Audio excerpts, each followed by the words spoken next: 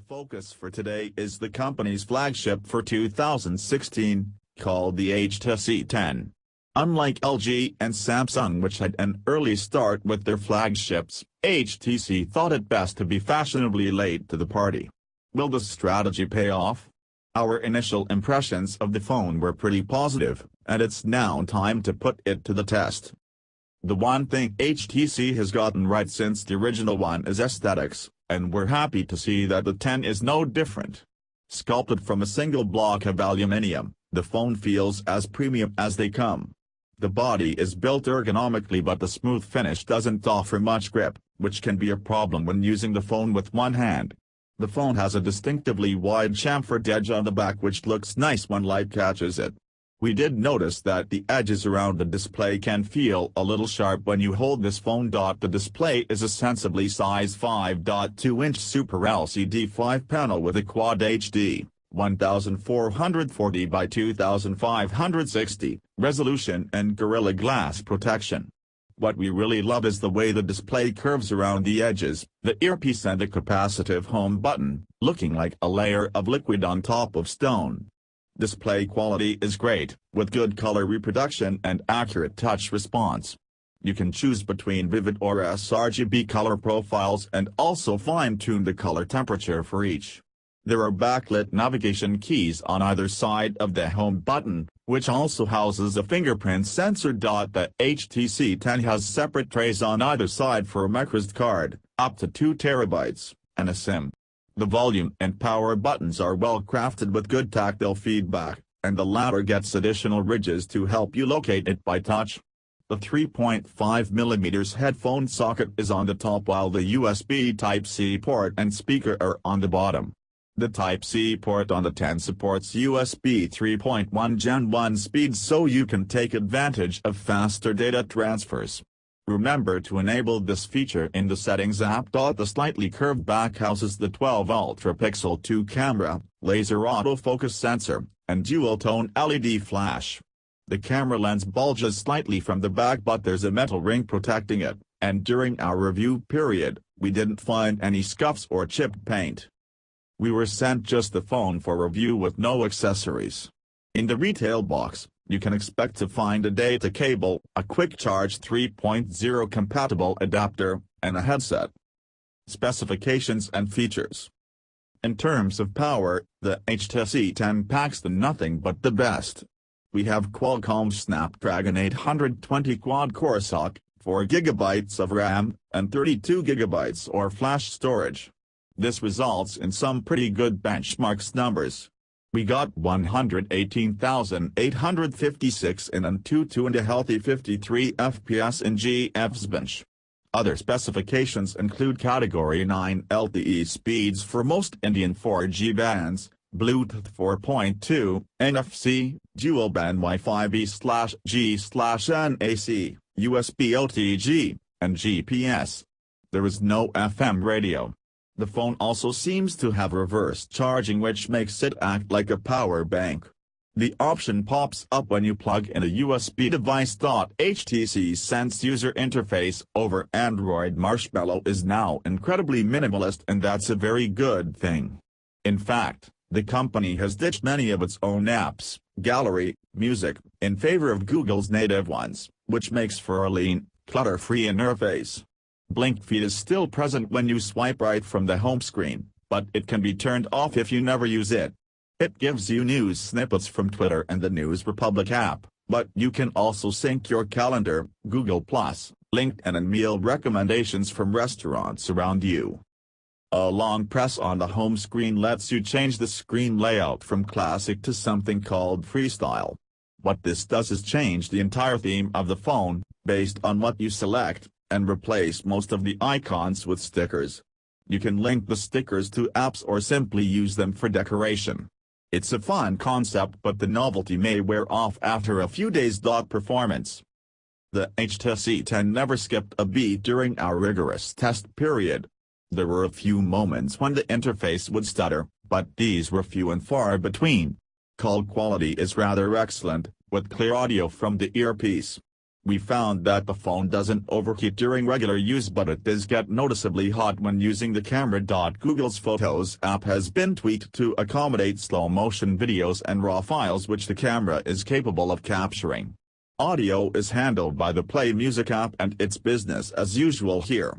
Boom sound is present and is backed by Dolby Audio. You get a dual speaker setup, each powered by its own amplifier, but this time, the bottom speaker fires downwards instead of towards you. It still sounds great but isn't as immersive as two stereo speakers. The phone has also been designed with a high-resolution DAC which supports 24-bit audio. This lets you take full advantage of a good pair of headphones and your FLAC files. Boom sound lets you toggle between theater and music modes when using the loudspeaker, but plug in a pair of headphones and the options change. You can now toggle boom sound on or off and enable Dolby headphone effects. With it enabled, audio sounds richer and louder with tighter bass. Finally, we have Personal Audio Profile Wizard that takes you through a series of steps in order to fine-tune frequencies based on your personal tastes, similar to Samsung's Adapt Sound feature. Cameras have been a bit of sore subject for HTC's flagship devices, but we can happily say that trend has been broken with the 10. It's still not the best nor is it perfect in any way, but there's been good progress. HTC is sticking to its UltraPixel technology and now with version 2.0, we have a 12-megapixel resolution with a large pixel size of 1.55 micrometers. There's also a fairly large f/1.8 aperture, OIS, and laser autofocus. All of this comes together pretty well in delivering highly detailed and noise-free pictures. The sensor does a very good job with capturing accurate colors too. In daylight, distant objects in landscape shots are fairly well defined although slight chromatic aberration is present. Macros tend to lack punch when you crop them but look good when viewed normally. The large aperture also gives you an excellent bokeh effect, which is handy when shooting portraits. Low-light performance is also good with little to no chroma noise ruining details in dark areas. The camera app is lean and quick, giving you basic controls on the right and a menu for switching shooting modes on the left.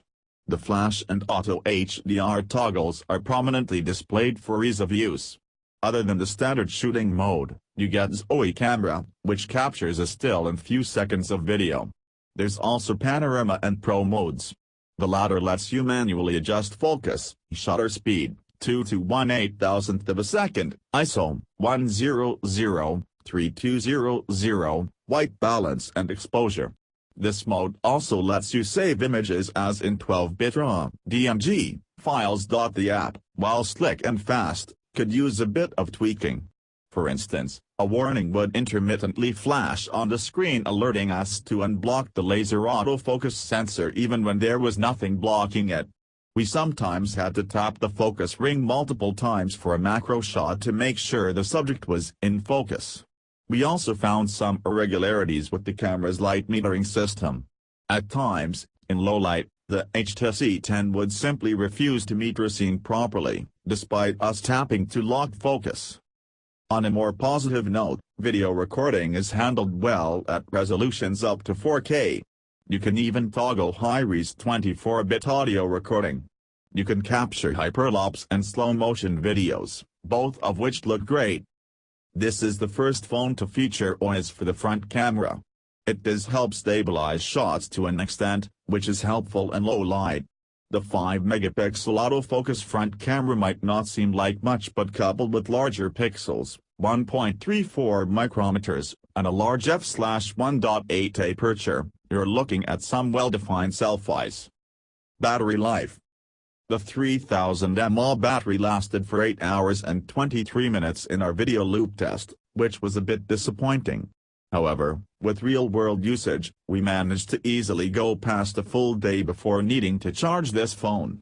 The HTC 10 supports Qualcomm's Quick Charge 3.0, which promises a 50% charge in just 30 minutes. Verdict. The HTC 10 gets a proper flagship price of Rs. $52,990, which puts it right up there with the Samsung Galaxy S7 review, and the LG G5 review. With such a high price, It's not unreasonable to expect perfection, and the HTC 10 does deliver that on some counts, but not all. That then begs the question, does it make sense spending this kind of money for such a device when you could get a similar experience at nearly half the price?